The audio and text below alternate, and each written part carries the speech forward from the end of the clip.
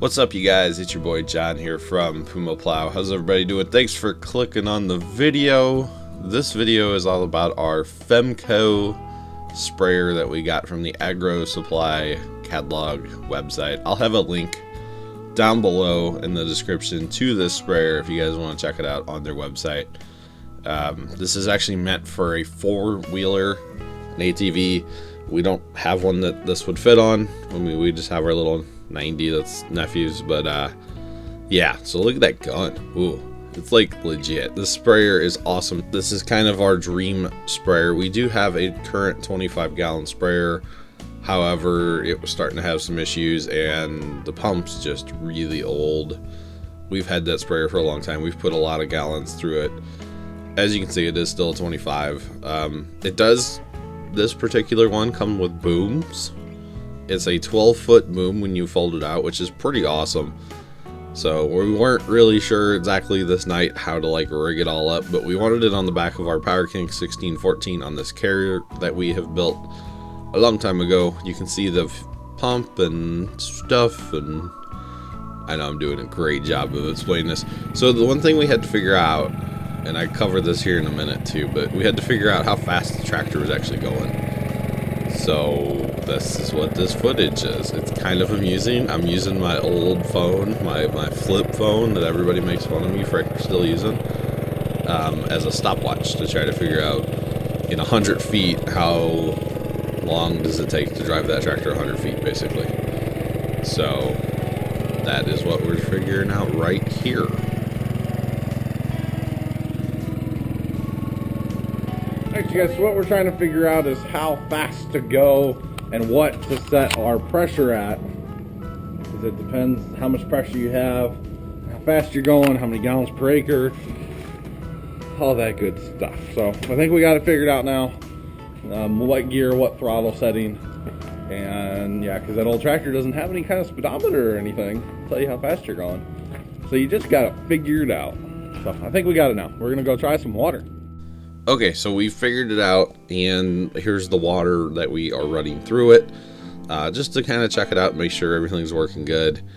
You can see the boom is foldable, breakaway, so if you would hit something out here on the end, you shouldn't have any real issues. It's spring-loaded, it would fold out of the way, and it folds up out of the way for when we pull in the shed and whatnot. It's just a little bit wider than the carrier when it all folds up, so it's not too bad, not too bad. So we put some 2,4-D spray. We're trying to get a little serious about the weeds down there just in the grass at the farm, because we have our big pumpkin picking party in October, and we hate having like clover to have bees around, and where he's actually spraying right there, there's normally a lot of like wild lettuce, and we're just kind of done with it, so why not spray and clean it up. So you can see it looks pretty good back there. We had to make a little bracket to hold the boom. Dad actually went down there one night while I was streaming, and he made that, so don't have any footage of that being made. It was just a piece of angle iron, 2 pieces of pipe that he welded on there to attach to our carrier. Nothing crazy or anything. So yeah, like I said, he did that one night when I was streaming, and it's really hard to tell what you sprayed, but you can see as he drives across the rocks right here, the rocks change color slightly, and that's the water, the spray going down. So yeah, it is very difficult to figure out, because before our boom was just as wide as the tractor. It only had 2 nozzles, and you'd only spray a couple inches wider than the tractor. So that was easy. You could just use your wheel marks in the grass, but this one's kind of hard because it's 12 feet, so it's gonna take some getting used to. There will be some overspray, underspray for now, but we'll figure it out and get used to it. You can see right there, that's all weeds. There's no grass there. This is very gravelly area here. A guy actually used to rent the farmhouse that was here, and he put a bunch of gravel here, and he put super fine gravel, and I think it was flood of 93 or 95 or both. A lot of this rock is out in our garden now. When that water came in, it just took that little tiny rock away, and that one spot in the garden is pretty rocky because of it. So yeah, he wanted a parking lot, and for some reason he chose words are hard. He chose like the smallest rock in the world. So whatever we kind of grow here is what we grow here, but we're trying to get more grass. We call this area the parking lot because that's kind of what we use it for a lot. So yeah, you can actually see right in the center there's some grass. When we trenched in our electric a few years ago, we actually brought up some dirt instead of just that rock. So got a little bit of grass growing there. So oh, where'd he go? I love seeing the drone shadow. I don't know why. Whenever I'm filming with the drone, I always try to like see the drone shadow. So you can actually see out there in the wheat on the screen left. That is the farmer's wheat out there, and you can see the brown.